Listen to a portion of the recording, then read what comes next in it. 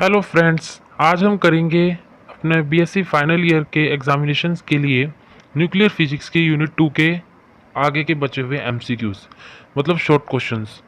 पिछले सेशन में हमने कुल 32 एमसीक्यूज कंप्लीट कर लिए और अब हम लगभग 61 के करीब एमसीक्यूज कंप्लीट करेंगे। सो फ्रेंड्स, ध्यान से सुनिएगा।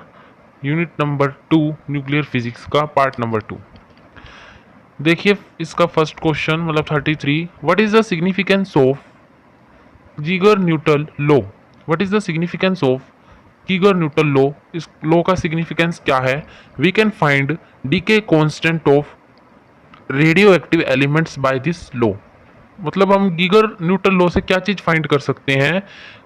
Constant of radioactive elements, constant of radioactive elements, we can find decay constant of radioactive elements by this law. Next question है, व्हाट इज पॉजिट्रॉन। पॉजिट्रॉन क्या होते हैं। It is antiparticle of electron. ये antiparticle है electron के। It has charge, पास charge होता है and mass same as that of electron but charge is positive. ठीक है, ये एंटी पार्टिकल होते हैं इलेक्ट्रॉन के। इनके पास इलेक्ट्रॉन की तरह ही मास भी होता है, चार्ज भी होता है, लेकिन इन पर जो चार्ज होता है पॉजिट्रॉन पर वो होता है पॉजिटिव।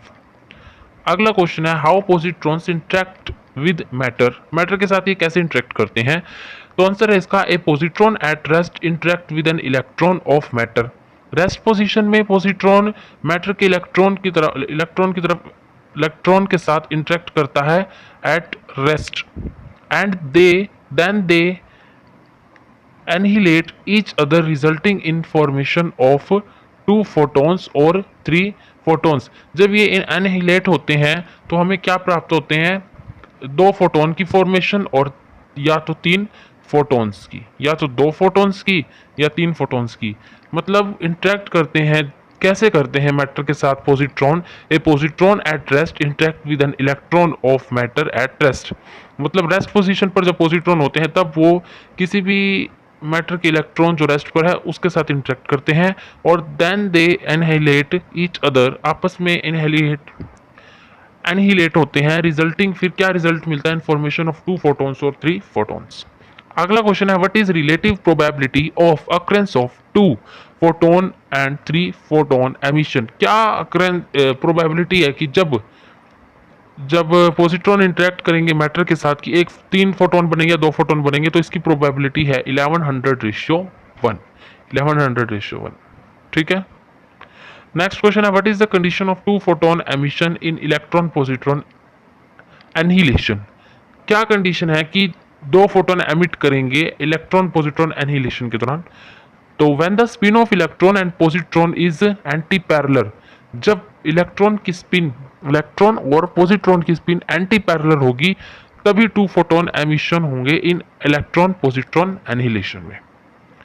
अगला है, what is the condition of 3 photon emission in the electron positron annihilation. अब हमें 3 फोटोन एमिशन की कंडीशन बतानी है इलेक्ट्रॉन पॉजिट्रॉन एनहिलेशन में। तो वो क्या है, when the spin off electron and positron is parallel. और 2 के लिए क्या थी, एंटी पैरेलल, और 3 फोटोन्स के लिए है पैरेलल। क्या चीज, spin off electron and positron. अगला क्वेश्चन है, what is the nature of beta रे स्पेक्ट्रम कॉन्टिन्यूस और डिस्क्रीट। हमें नेचर बताना है बीटा रे स्पेक्ट्रम कॉन्टिन्यूस का और डिस्क्रीट का। तो हमें बताना है कि कॉन्टिन्यूस होता है क्या डिस्क्रीट होता है। तो जो बीटा रे स्पेक्ट्रम होता है वो कॉन्टिन्यूस होता है।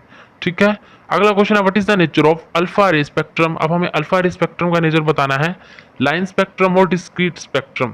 लाइन स्पेक्ट्रम भी हो सकता है और डिस्क्रीट स्पेक्ट्रम भी हो सकता है। अगला क्वेश्चन है, by which hypothesis analysis of beta ray spectrum were explained।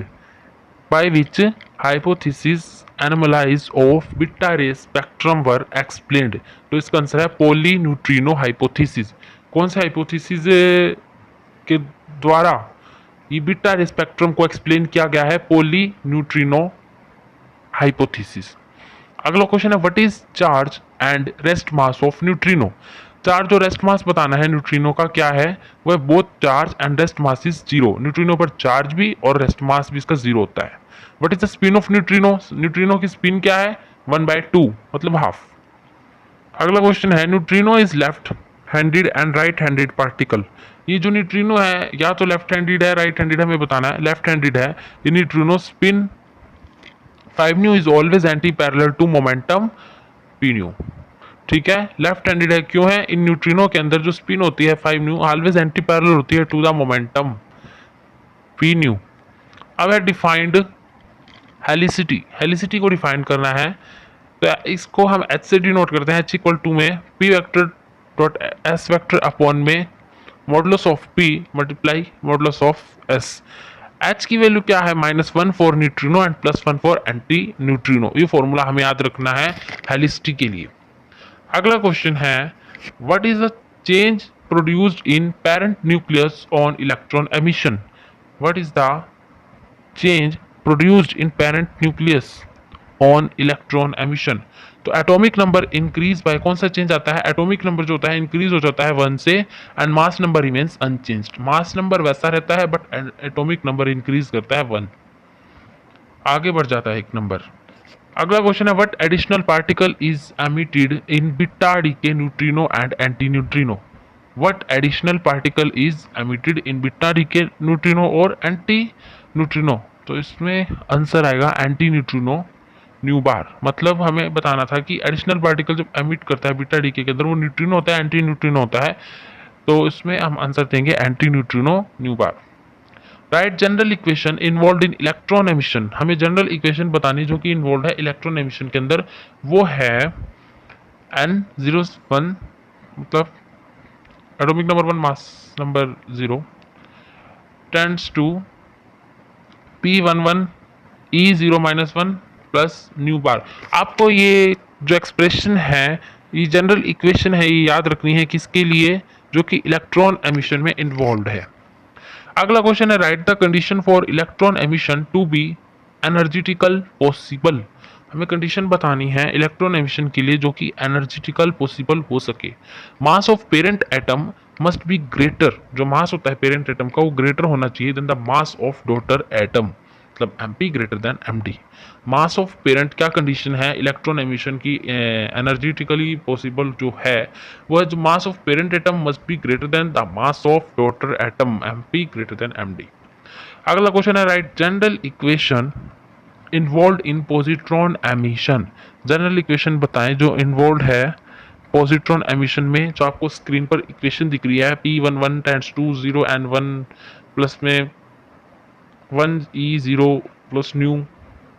अब इसका मतलब MCQs के दौरान मैं नहीं समझा पाऊंगा कि इसका डिटेल में कुछ और ही मतलब है और हर एक चीज़ को खोल के बताना पड़ेगा। तो MCQs में आपको याद रखना है तो इसकी इक्वेशन को आपको ऐसे कैसे एज इट इज़ याद रखना पड़ेगा, क्योंकि अगर 4 इक्वेशन आ गई तो आपको इसको टिक मार्क करना है। किसके लिए, general equation involve in positron emission. आपको इस इक्वेशन और जो जनरल इक्वेशन इन्वॉल्व इन इलेक्ट्रॉन एमिशन है इनमें कंफ्यूज नहीं होना, क्योंकि ये लगभग मिलती जुलती है, बट बस फर्क इतना है उसमें हम n की वैल्यू निकाल रहे हैं, इसमें हम p की वैल्यू निकाल रहे हैं। अगला क्वेश्चन है under what conditions can positron emission be energetically possible. Under what condition can positron emission be energetical possible.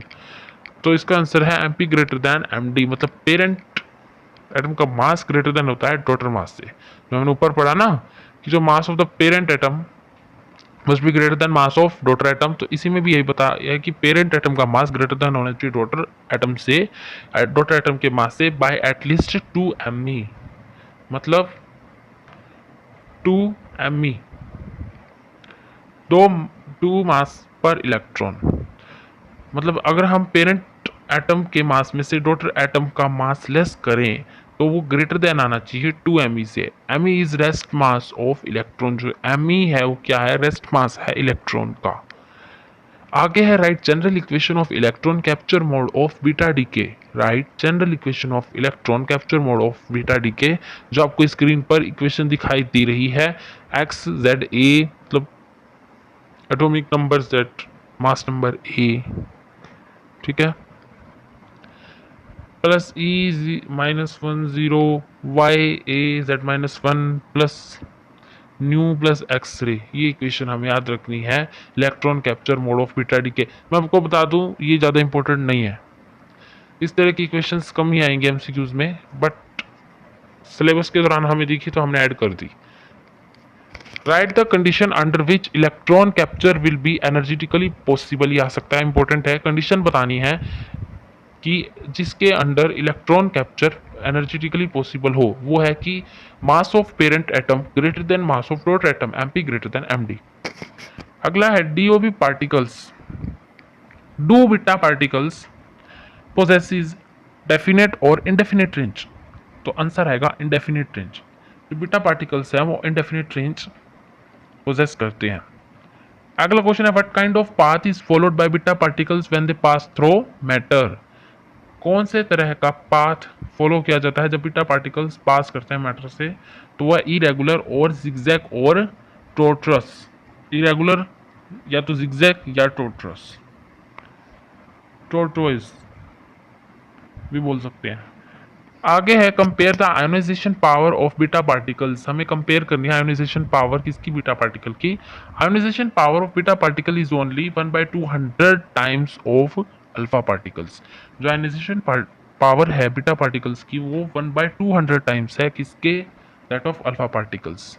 What are beta particles, electron and positron, electron और पॉजिट्रॉन बीटा पार्टिकल्स होते हैं। अब अगला पॉइंट है actual path travelled bye electrons in a material are much larger than, वो हमेशा ज़्यादा होना चाहिए, much larger than the thickness of the material required to stop them. मतलब क्या है कि actual path travelled by the electrons, जो एक्चुअल पाथ है ट्रेवल कर रहे हैं इलेक्ट्रॉन, वो ज़्यादा किसी भी मटेरियल के अंदर वो लार्जर होना चाहिए किससे, than the thickness of the material, जो उस मटेरियल की मोटाई है उससे, जो कि रिक्वायर्ड ज़रूरत होती है उस थिकनेस की स्टॉप देम, मतलब जो इलेक्ट्रॉन ट्रैवल कर रहे हैं उनको रोकने के लिए। आगे है इस वीडियो का last question, right the expression for absorption of beta particles when they pass through matter, हमें एक्सप्रेशन बताना है बीटा पार्टिकल के एब्जॉर्प्शन का जब वो किसी भी मैटर के थ्रू पास हो रहे हों, तो इसका आंसर है ए एक्स इक्वल टू में ए नोट ई की power minus mu x, that is number of beta particles decreases at most exponentially with the thickness of absorber। मतलब हमें एक्सप्रेशन बताना था बीटा पार्टिकल्स का जब वो पास करते हैं मैटर से, मैटर के थ्रू, मैटर में से जब वो पास करते हैं, तो ए एक्स इक्वल टू में ए नोट ई की power minus mu x, that is the जो नंबर ऑफ बीटा पार्टिकल्स होते हैं वो डिक्रीज करते हैं कब, almost exponentially when the thickness of with the thickness of absorber, absorber की थिकनेस के साथ बीटा पार्टिकल्स डिक्रीज करते हैं एक्सपोनेंशियली। तो ये थे हमारे इस पार्ट के क्वेश्चंस, मतलब हमने न्यूक्लियर फिजिक्स की यूनिट 2 के तकरीबन 61 शॉर्ट क्वेश्चंस कवर कर ली, इसके साथ साथ हमारे एमसीक्यू कवर हो गए। सो फ्रेंड्स, हमको बताइए आपको आज का वीडियो कैसा लगा, और अगले वीडियो को देखने के लिए भी हमारे चैनल को सब्सक्राइब करें, और वीडियो पसंद आया तो इसे लाइक कर दीजिएगा। थैंक यू, एक बार फिर मिलते हैं नए पार्ट के साथ।